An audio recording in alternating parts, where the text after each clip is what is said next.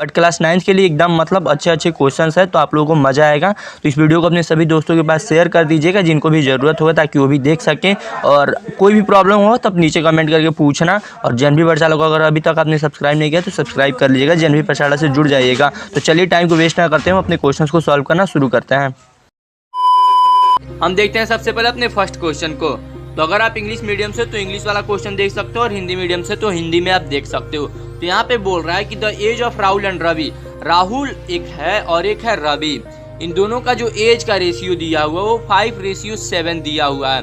तो जहाँ भी रेशियो दिया होता है हम उसके आगे x लगा लेते हैं, ये आपको पता होगा। और बोल रहा है कि 4 ईयर बाद यानी 4 साल बाद जो उनका एज होगा, तो उन दोनों का एज का जो सम है वो 56 ईयर के इक्वल हो जाता है।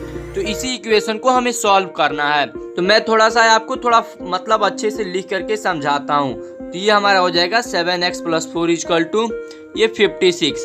तो अगर आप इसको सॉल्व करोगे तो यहाँ पे देखो हमारा 5x है, यहाँ पे 7x, ये हमारा 12x हो जाएगा।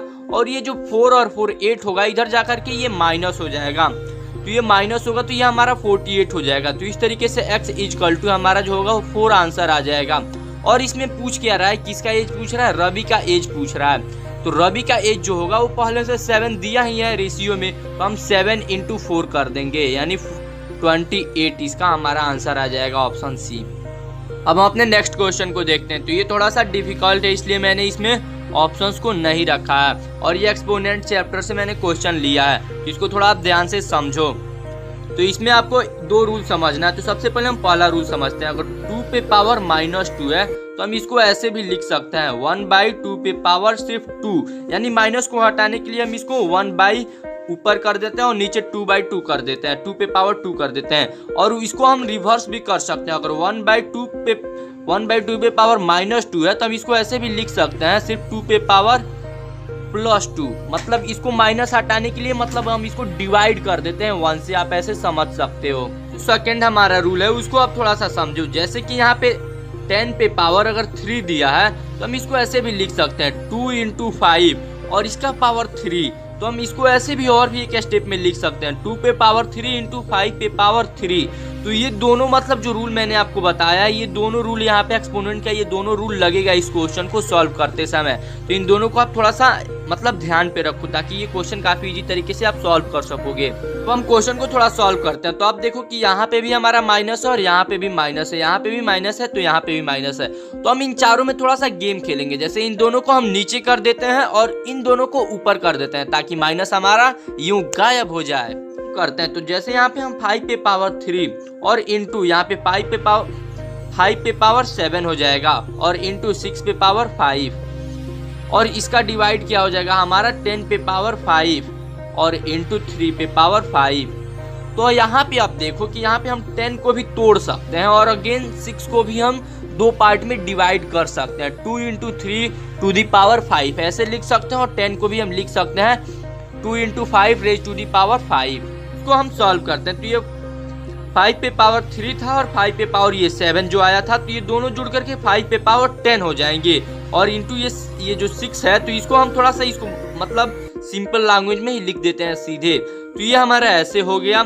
और अगेन देन हम 10 को भी तोड़ेंगे, तो ये 2 पे पावर 5 × 5 पे पावर 5 और इंटू 10 और 3 पे पावर 5। 3 पे पावर 5 से हमारा 3 पे पावर 5 कैंसिल हो जाएगा, और अगेन 2 पे पावर 5 से 2 पे पावर 5 हमारा कैंसिल हो जाएगा।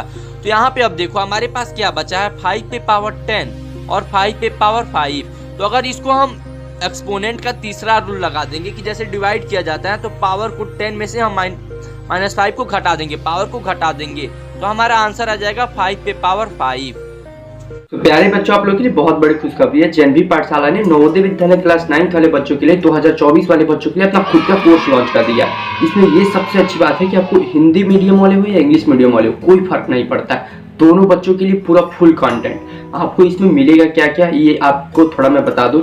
आपको ये पीडीएफ सब्जेक्ट वाइज मिलेगा। इसमें आपको 3500 प्लस क्वेश्चंस मिल जाएंगे, यानी आपके 4 सब्जेक्ट आते हैं तो लगभग एक सब्जेक्ट से 900 क्वेश्चंस आप समझ के चलो, 900 को 3600 क्वेश्चंस के आसपास हैं उसमें। और साथ ही साथ आपको 7 प्रीवियस ईयर मिल जाएगा, यानी 2023 का भी जो क्वेश्चन पेपर हुआ था वो भी आपको उसमें दूंगा। उसके साथ ही साथ उसका OMR शीट भी आपको दे दूंगा। नीचे डिस्क्रिप्शन में लिंक दे दिया हूँ, अभी 30% का ऑफ आप लोगों को दिया जा रहा है, तो आपको वो सिर्फ 69 रुपीज में पड़ जाएगा, 69 रुपए में आपको कोर्स मिल जाएगा। नीचे डिस्क्रिप्शन में लिंक दे दिया हूँ, जा करके खरीद लो। कोई भी दिक्कत होता है तो वहाँ पे आपको एक नंबर दिख जाएगा, हेल्पलाइन नंबर, वो हमारी टीम के नंबर है, वहां से आप कांटेक्ट कर लेना और कोर्स को खरीदो और दबा करके पढ़ो और JNV पाठशाला से जुड़ जाओ।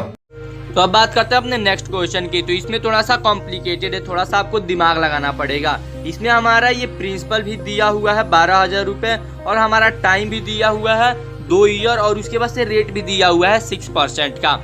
लेकिन थोड़ा सा इसमें दिमाग लगाने के लिए बोल रहा है कि जो हमारा पहले आपने जो रुपया लिया है तो उसका जो ब्याज होगा पहले आपको SI से यानी सिंपल इंटरेस्ट से देना है ब्याज, और उसके बाद से आपको कंपाउंड इंटरेस्ट से अगर देना होता तो आप कितना ज्यादा देते, यानी कंपाउंड इंटरेस्ट में आपको कितना ज्यादा देना पड़ता as compare to SI simple interest की तुलना में। आप सोचो कि अगर हम SI निकाल लेते हैं और उसके बाद से CI भी हम निकाल लेते हैं यानी कंपाउंड इंटरेस्ट, और इसके बाद से कंपाउंड इंटरेस्ट में से हम SI को अगर माइनस कर देते हैं तो हमारा आंसर एकदम नॉर्मली आ जाएगा।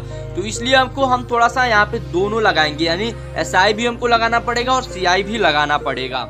तो सबसे पहले SI के रूल से हम निकाल लेते हैं, तो ये नॉर्मली हमारा हो जाएगा 12,000 इंटू 6 इंटू 2 और बाई 100।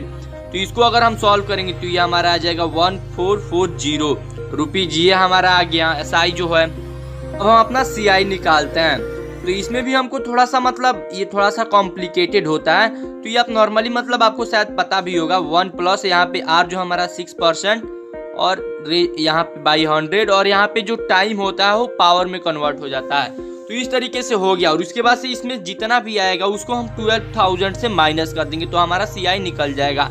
तो इस तरीके से अगर इसको हम पूरा सॉल्व करेंगे तो ये कॉम्प्लिकेटेड हो जाएगा, इसलिए मैं आपको सीधे इसका आंसर बता दे रहा हूँ। ये हो जाएगा 1483.2 रुपीज। अब यहाँ पे हमको क्या करना है कि ये जो CI आया है 1483.2 ऐसे करके, और इसमें से 440 और ये 0.00 इसको हम कर लेते हैं। तो जब इसको हम सॉल्व करेंगे तो ये हो जाएगा हमारा 0.2 और 4 यहाँ पे आ जाएगा, यानी जो ऑप्शन हमारा 4 है वो सही हो जाएगा, यानी 43.2 हमारा आंसर हो जाएगा 43.2 रुपीज। आंसर हमारा यही ऑप्शन डी सही है।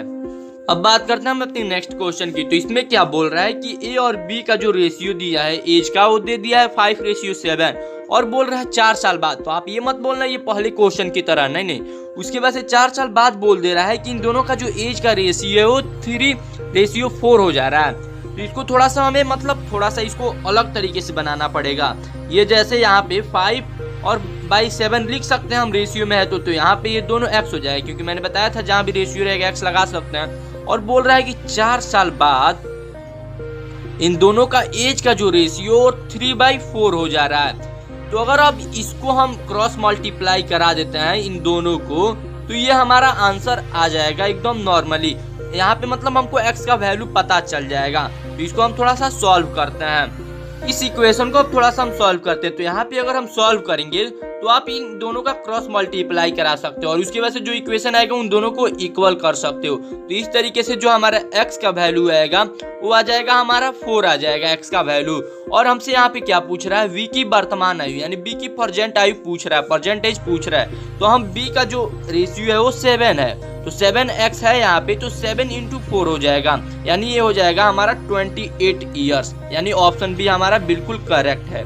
नेक्स्ट क्वेश्चन में क्या बोल रहा है कि ये जो दिया हुआ है 5 सेंटीमीटर ये एक स्क्वायर वाला फिगर है। यहाँ पे ये जो फिगर दिया हुआ है ये स्क्वायर साइड का है। तो इसके चार मतलब जो जितने भी साइड होंगे वो इक्वल होंगे, यानी सभी के सभी 5 सेंटीमीटर के होंगे। और बीच में बोल रहा है कि इसमें एक रेक्टेंगल कट हो रहा है और उसका जो हाइट दिया हुआ है वो 4 सेंटीमीटर दिया हुआ है। तो पूछ रहा है कि और जो शेडेड एरिया ये सभी है इन सभी का एरिया कितना होगा।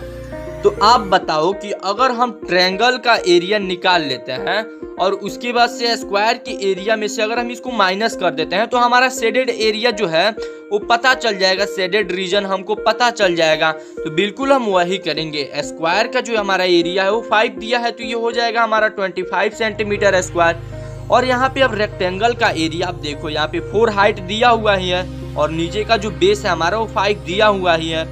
तो यहाँ पे 1/2 इंटू बेस इंटू हाइट हो जाएगा तो 4 इंटू 5 हो जाएगा। तो यहाँ पे 2 से ये 2 बार में यानी हमारा ये 10 सेंटीमीटर स्क्वायर हो जाएगा।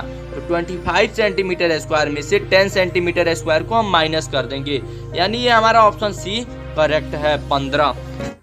उम्मीद है मेरे प्यारे दोस्तों कि मैंने आपके सभी डाउट्स को क्लियर करने की कोशिश की है। अगर इसके बाद भी आपको कोई भी डाउट आता है तो आप नीचे कमेंट कीजिएगा, मैं कोशिश करूंगा कि उसको आंसर कर सकूं।